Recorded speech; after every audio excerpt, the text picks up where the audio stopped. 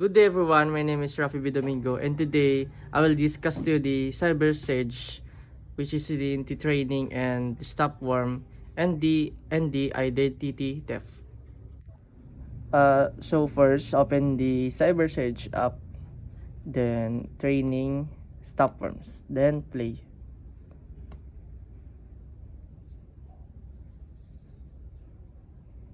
This is evaluation. Yes, disabled your work. Yes, press OK. And then this replay first game mode. Then we're going to objectives, and our job is Joe is a new employee. You must instruct him to not spread worms or viruses. There's one specific procedural security choice that can greatly affect whether Joe will spread worms and viruses. Double click on Joe's computer and make the one procedural security choice. So let's go to office, then double click. Then this is the procedural settings. Let's check beware email attachment. Then now go back to office and then start. Oh, good job by telling Joe as viewer of filming attachment. He becomes less likely to blindly open malicious attachment of particular concern and executable emails attachment. Press F1 to see information on videos. Click OK. Then you completed the first phase and keep worms of internet. Now brief quiz. Now question. Joe customer name memo doc and core should open it. Yes. Yes, of course. Yes, of course. How else will the learn of mandatory submit? Malicious software can spread via doc attachment. However, it's often risk you need to take. The risk can be reduced using up-to-date antivirus software. Okay. Joe get attachment names funny clip text from a friend who says he should rename it to funnyclip.com and open it to see the hilarious video clip. Should he open it? It is a no. Good job stopping this attack. The file was from Vandal posing as Joe's friend. It was sent as text to get around the firewall. Click OK. Yes, congratulations. Nanalo ka na. Then tapos na.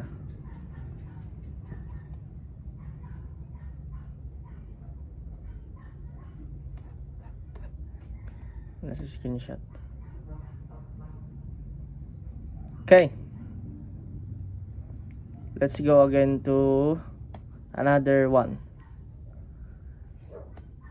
Quit and let's go to identity theft.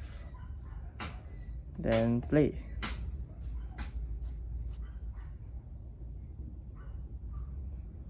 So this is the evaluation version of Cyber Surge. Saved game is disabled and game is limited to 20 minutes. For more information of this video, meets in this case. Your mission is to help her identity safe while online. To do this, you must instruct her in identity theft prevention techniques and help secure up in her computer. Select the game tab for full briefing throughout the game. You will need to click the objectives button in order to obtain your card. Press F1. This F1 to bring Cyber Surge. Click OK. And then our objectives. So let's go to objectives. Then number one objectives is to connect. The DSL company has come out and installed her DSL and given her router and computer is connected to the router so that she can go to online. So to connect her, to install her DSL router, let's go to network. Then click Sydney's computer. Then click network home. Once it connected, let's go back to home office.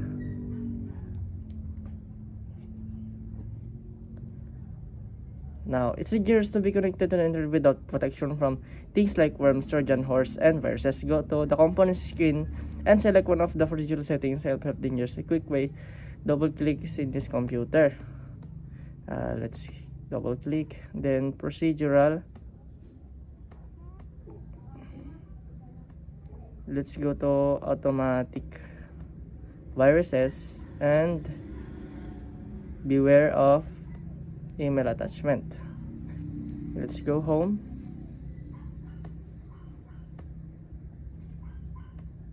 Nasaan na? Then resume.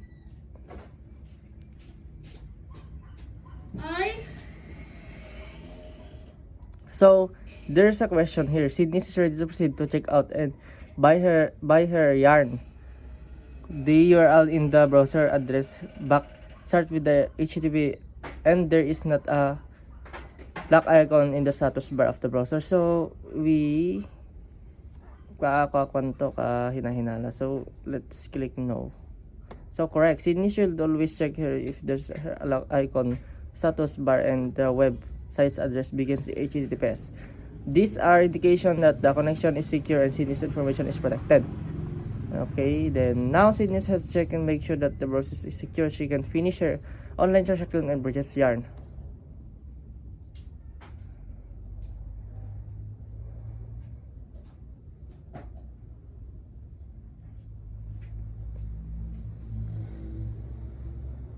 So, question, Sydney has received an email from what may her bank as click her link or update some identity information.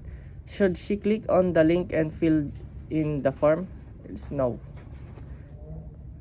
Good thing it is always good to be cautious when receiving an email from bank requesting that you provide personal information. Email addresses and websites can be easily spoof. Make sure you know who you are giving your information to. Click OK.